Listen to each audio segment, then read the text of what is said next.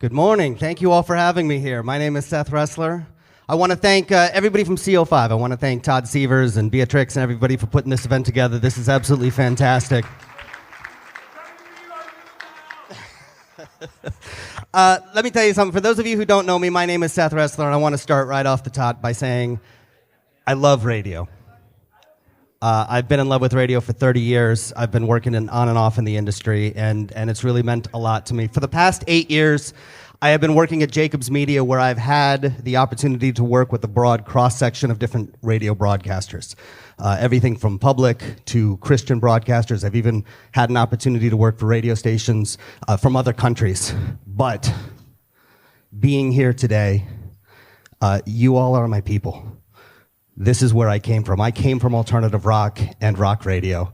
I started 30 years ago at WBRU in Providence, and I was very fortunate to work. Thank you. At a number of great radio stations over the years. I worked at The Point in St. Louis. I worked at The End in Seattle. I worked at WBCN in Boston. I worked at K-Rock in New York. So being here today with all of you very much feels like coming home. Thank you for having me here today. I really appreciate it.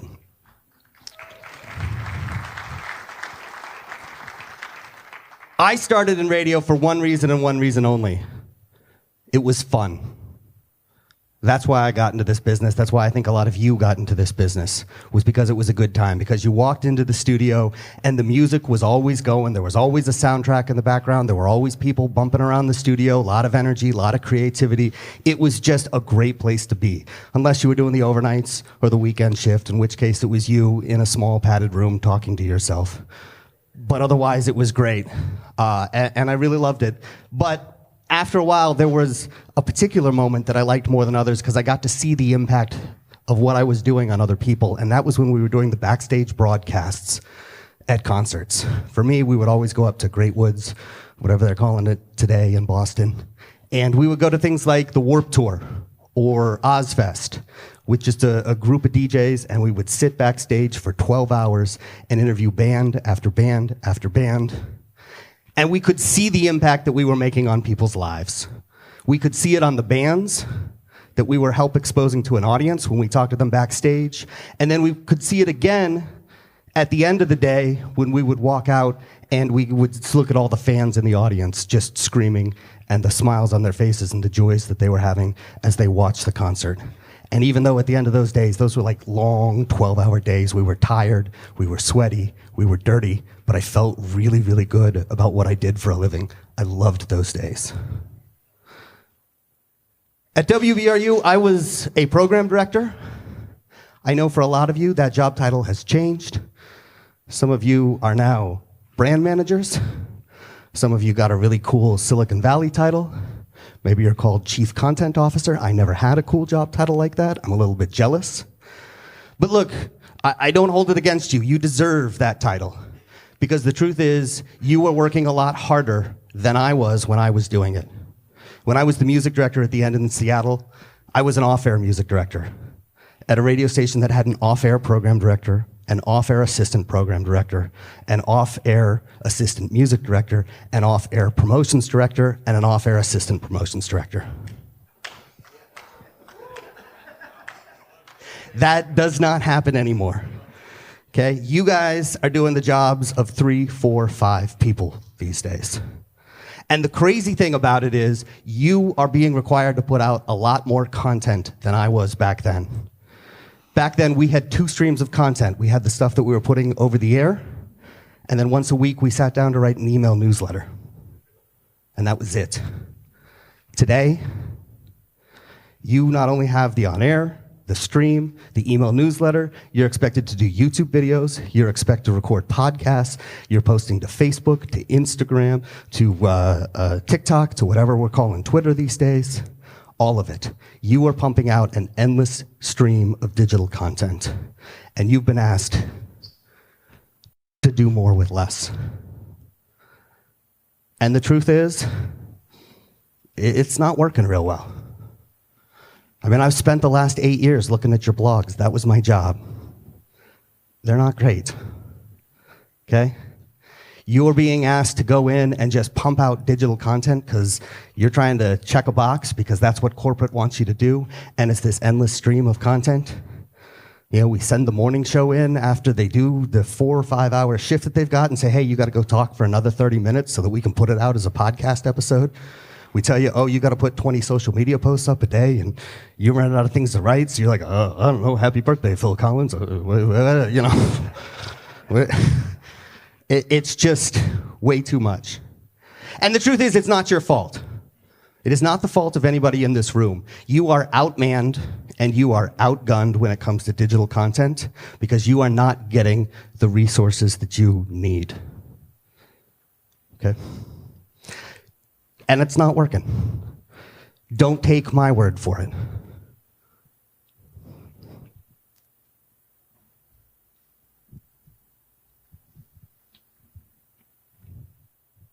This happened earlier this month.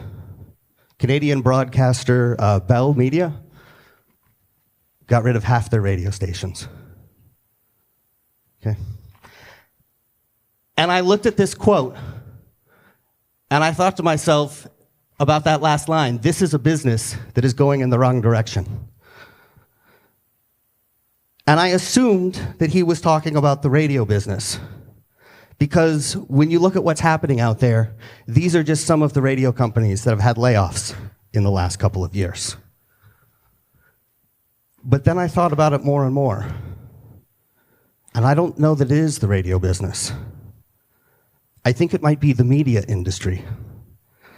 Because when you look at the media companies that have had layoffs in the last couple of years, this is the list. There were over 20,000 media company layoffs last year, and by some estimates, we are on track to lose even more this year. This was the headline in the New Yorker earlier this month. They're not just talking about radio. The truth is, you're outmanned and outgunned. You can't produce the endless stream of digital content that you're being asked to produce, but it doesn't matter, because even if you could, it still wouldn't be working. It's not working for Disney. It's not working for Spotify. It's not working for Paramount. Okay? The industry's got to change. What we're doing is no longer working. So let's take a look at why and what we could do about it. When I started in radio 30 years ago, and that's an actual wood carving of my first day on the job, if you wanted to reach a mass audience, you needed big, expensive equipment. You needed a radio tower, you needed a television studio, you needed a printing press. And not only that, you needed dozens of employees who knew how to run that equipment. You don't need that anymore. Okay? Anybody with a cell phone and an internet connection can create content and can send it around the world. Which means you are competing against way more people than you were when I started the job. And so what do you do about that? Well, here's what we're all competing for. We are all competing for attention. That is the limited resource. That's what we're all after. A lot of radio programmers I know like to look at the ratings. The ratings only compare you to other radio stations. That's not the way our brains work. We don't have a compartment for radio stations. That might have been useful information back in the days when there were 3 television outlets, a couple of newspapers, and a handful of radio stations in every market, but that's not what it is today. You were competing against Nintendo. You were competing against Marvel. You're competing against the 12-year-old TikTok star that lives next door. Okay? So, as we all try to compete for attention, what should we do? This is what the executives will tell you. This is what the consultants will tell you. This is what the marketing blogs will tell you. You need more, better content. And when I say more, better content, here's what I mean. They'll tell you you need more content. They'll tell you you need better content. They'll tell you that you need content for every social media platform out there. They'll tell you that you need to optimize the content. They'll tell you that you need to use data to target the content. Sometimes they won't even use the word content. They'll use words like search engine optimization or storytelling, which are really just fancy ways of saying more, better content. And in a vacuum, this is not bad advice. But we don't live in a vacuum. What's the problem with this advice? Everybody's getting this advice. Everybody's trying to create mo better content. And what happens when we're all trying to create mo better content? We've got a content arms race. Everybody is trying to pump out as much content as possible, and it's working less and less effectively for everybody. We're just splitting the attention up in more ways than ever before. It's not working anymore. Let's talk about who you are competing for attention with. It's easy to remember. It's a lot more people than it was before, but they all start with A, starting with this. The advertisers. As the content production technology became easier to use and became more affordable, the advertisers were the first ones to jump in. They all started doing what's called content marketing. Create content to try and attract an audience. So they are competing against you now. And then that technology got even easier to use, so it wasn't just the advertisers. Now you're competing against your own audience, who is also creating content every single day. And then, this is what's coming next.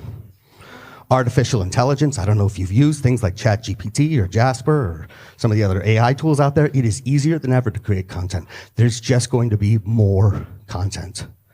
And the other thing that we don't talk about that much is the archives.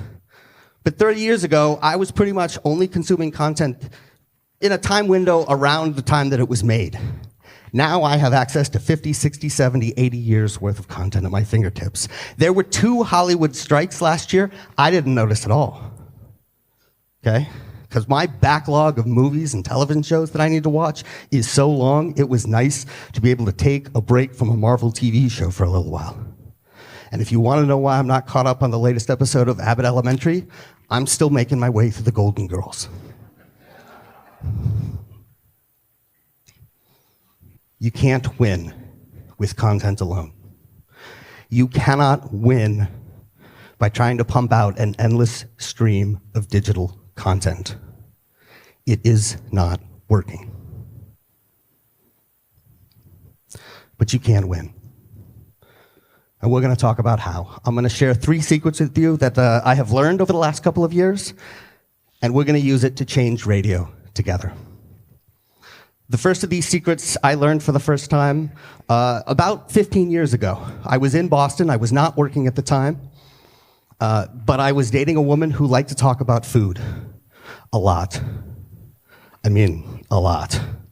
And it got to the point where I was like, look, I can't have any more conversations about food. We need to find you some friends to talk to. And so I started something. I put up a website. I started a social dining group. It was called Mystery Meat. And what it was is it was a group of foodies who got together to have a meal at a restaurant in Boston, but they didn't find out where the restaurant was until 24 hours in advance. So they had to buy their tickets ahead of time. So it was adventurous foodies only. And I had no idea what was going to happen when I launched this group, but it was really interesting. First of all, the dinners sold out immediately. And then something else happened. The media picked up on it. The Boston Globe wrote about it. WBUR, the public radio station in Boston, wrote about it. The NPR food blog wrote about it. The Portsmouth, New Hampshire newspaper wrote about it. And it was amazing to me. I was shocked because I was not putting out any content. All I was doing was getting a bunch of adventurous foodies together and hosting a dinner with them. And that led me to the first secret that I'm going to share with you. Secret number 1, you've heard this saying, the riches are in the niches? It's almost right. The riches are in creating spaces for the niches. That's what I was doing with Mystery Meat without even realizing it, is I had a niche. I had adventurous foodies, people who like to try new restaurants. And I was creating a space for them with these events, these social dinners. And that's why they were selling out. A couple years later, I did this again on accident without realizing it and without doing it right the first time. I launched a podcast. The podcast was called Taste Trekkers. It was for foodies who travel and travelers who love food. It was sort of in that Anthony Bourdain vision. And I would interview food tour operators, or culinary professionals from all over the US and all over the world. And we talk about, hey, I've never been to Memphis or I've never been to Barcelona. Tell me what dishes do I need to try? What neighborhoods do I need to go to? What chefs do I need to know? Things like that. And put out over 100 episodes of that. And it did reasonably well. Got about 500,000 downloads, which was pretty good 12 years ago because not that many people were listening to podcasts.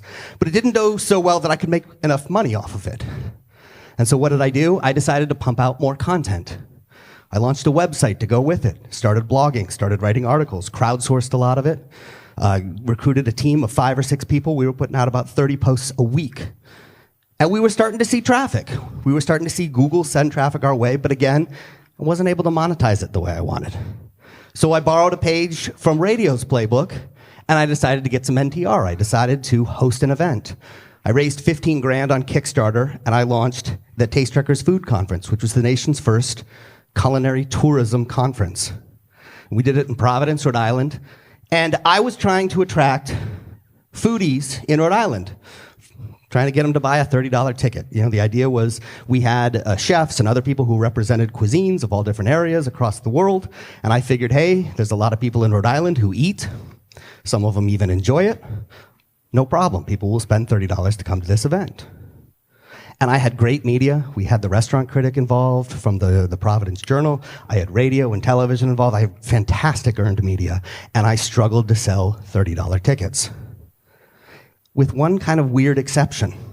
The people that I had interviewed for the podcast, the people who worked in food tourism, not only did they buy the $30 ticket, but they bought a plane ticket.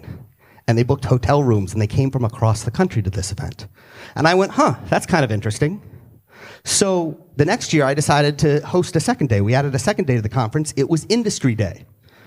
Keep in mind, there are far more people who eat in the state of Rhode Island than there are culinary tourism professionals in the entire world.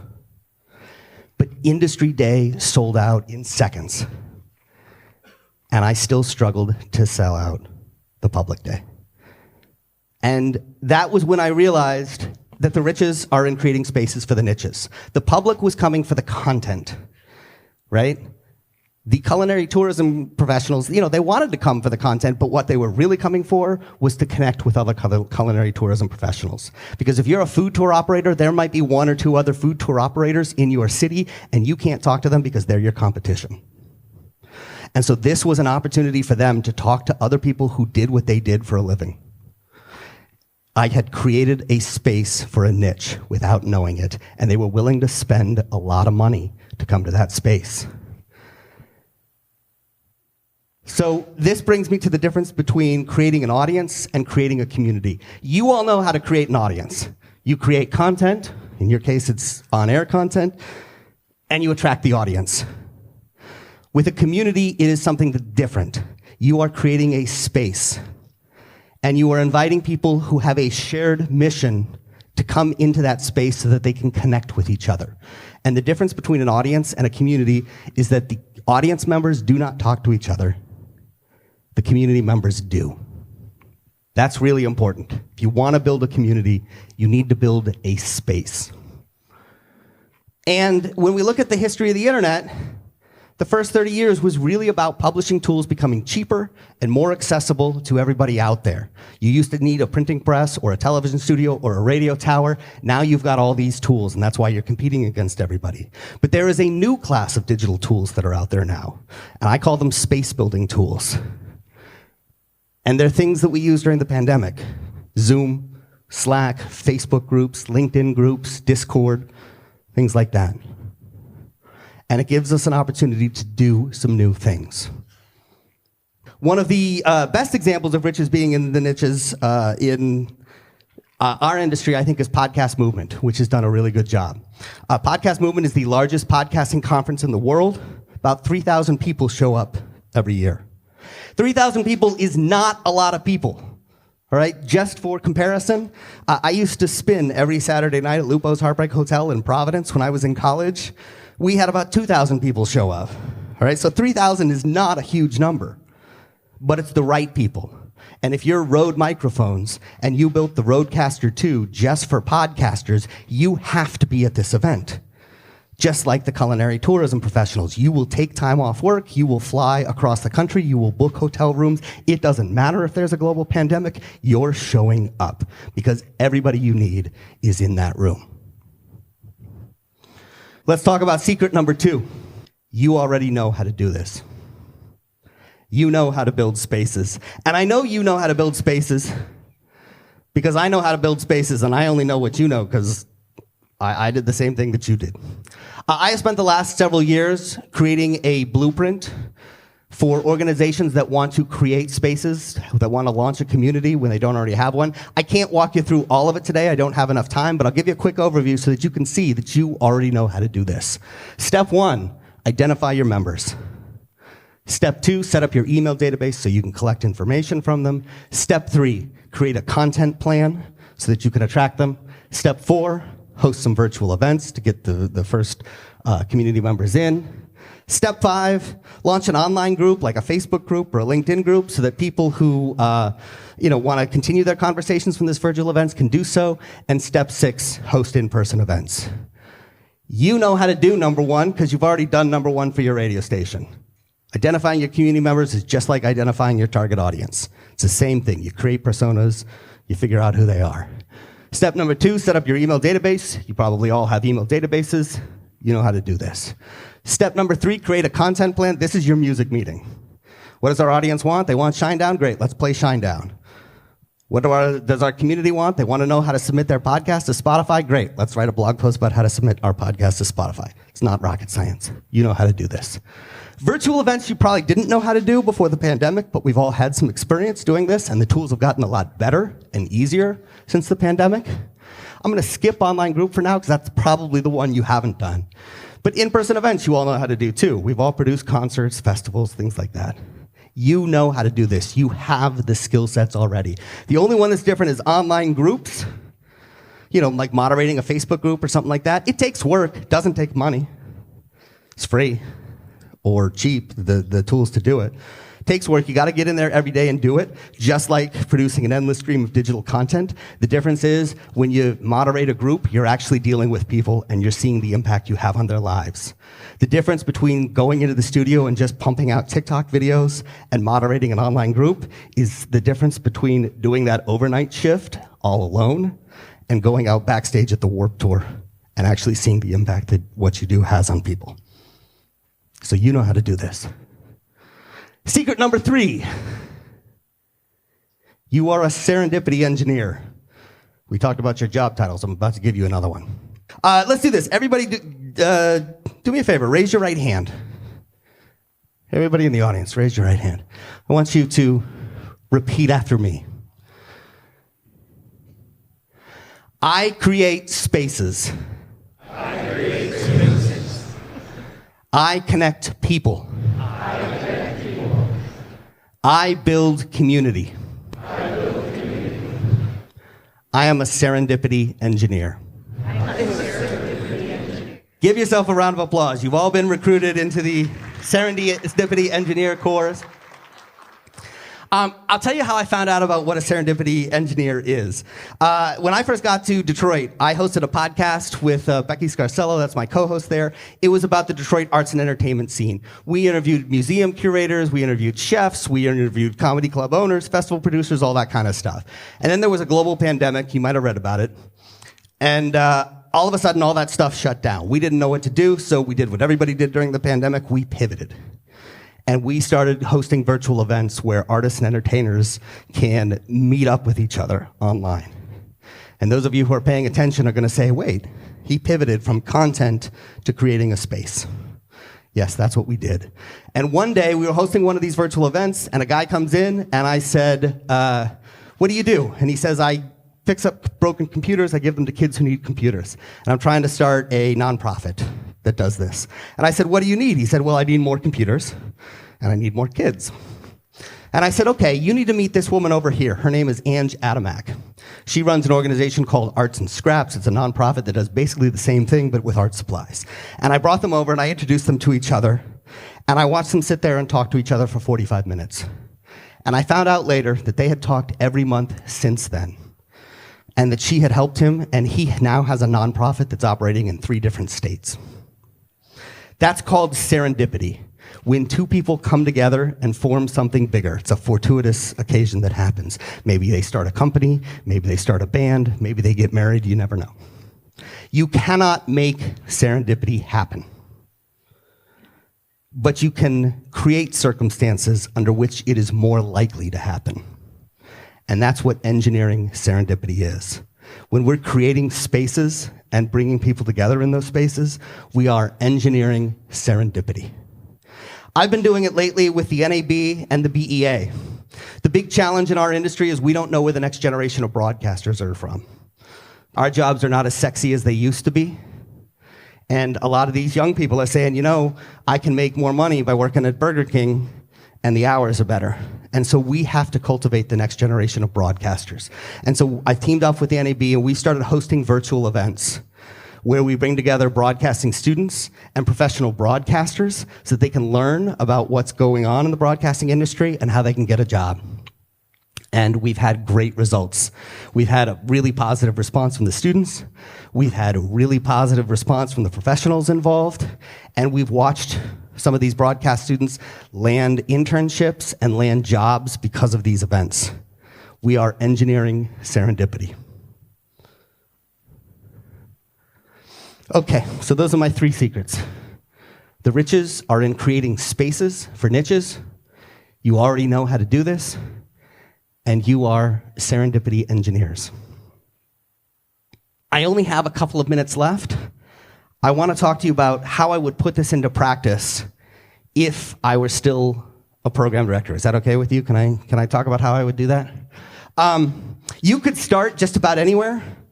You can build a community out of anybody who has a shared interest. I know Steve Migliore from KISW is here. I know he's a big WWE fan. He could create a community of WWE fans. I know Mistress Carrie's here. She's done a lot of work with veterans and with active military personnel. You could create a community out of that if you wanted. But the one place I think everybody could start just to learn the concept, just to figure out how to do it, I think everybody in this room could launch a local music community. When I was a program director at WBRU, we had a client called Bandstand Live. And Bandstand Live was basically, it was like WeWork for bands. It was a shared practice space, and bands would come together, and they could, they could jam, they could leave their equipment there, they could record, they could do whatever they needed to do. The problem was, it was in the middle of nowhere, Rhode Island. It was among all these abandoned buildings. And so the client didn't just want to run ads on the radio, they wanted to get band members into the facility so that they could see it, because they felt that seeing it was what would make the band members sign up. So we put together an event. We put together a moderated panel discussion. And I hosted it, and we brought in a couple of record label reps, a band manager, a booking agent, things like that. And we just asked all these questions that bands would need to know to further their career. And it gave a lot of these local bands an opportunity to connect with each other and to connect with people that they would never have access to otherwise. And the client was thrilled. But there were only about 200 people in the room. This was not about reaching a ton of people. This was about reaching the right people, creating a space for them, and bringing them together. If I were to build a community today, I would do the same thing, but I'd follow the blueprint I've written, and I'd bring in all these new digital tools that I didn't have 25 years ago when we did this. And it would be an ongoing 365-day-a-year community with virtual events and with a Facebook group. And you know what? I think Guitar Center would pay a lot of money for that, because it's everybody who plays a guitar in one place. I think you could monetize that. I don't have the time to walk you all through this, but I am going to host a webinar next week. And if you want to come, there's the registration page right there. Go ahead and scan that. All right, everybody got it? Who needs it? All right. Before I get out of here, I want to end where I started, which is to say, I love radio. I love radio, but we need to change what we're doing, because what we're doing right now isn't working. We've got to do something different. And it's not just radio that we've got to change, it's the role of media in society. For a long time, the role of media was to entertain or inform people, and now everybody can entertain and inform people, so we've got to step it up. Our role can't just be to entertain people, it can't just be to inform people, and it sure as hell is not to just pump out endless streams of useless digital content. We want to have an impact on people's lives. And You're going to start it right here, and I'm going to show you how to do it. We're going to change the role of media. It's going to have meaning. It's going to impact our audiences, and it's going to make their lives better.